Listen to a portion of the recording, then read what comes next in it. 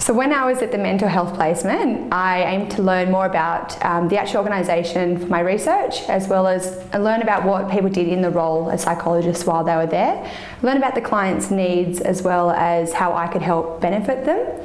My placement basically involved basically hanging out there. That was the main element. I didn't realise that a lot of the time with the client was actually hanging out, eating food, just talking to them about books. Then that led into conversation. So I didn't realise that I would learn how deeply they needed the help, but they didn't want to ask for it. So it was mainly in psychology, it was about talking to them in a casual manner and then making them feel comfortable. So I did want to learn how they approach that, because I did know that in theory, but I wanted to know it in practice. How would you build rapport and make people feel comfortable enough to talk to you about quite serious issues, mental health issues, that for them has had a very significant impact. All of the people in this place were all unemployed. They were all previously homeless or currently homeless, and a lot of them were in a rehabilitation program.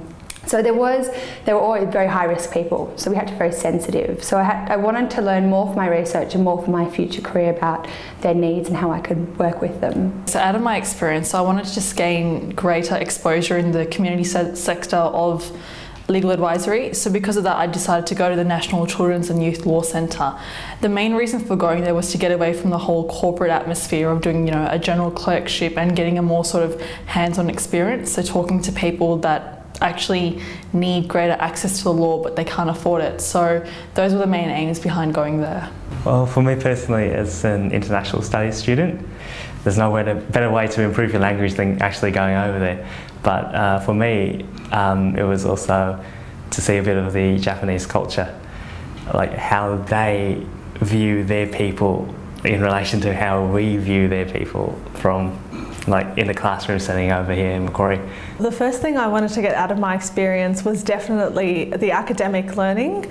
I think Canada is such a great country to go to because it is so closely related to Australia, and I'm a law student, so the law in Canada is very much Commonwealth, like the law in Australia. So that was the first thing. The second thing was for career development. Career in the sense that I can narrow down the interests that I want to do, I guess, in law, and the sort of areas that I enjoy, and go from there and see what I'd like to specialise in. And thirdly, just for leisure and social networking and meeting new people.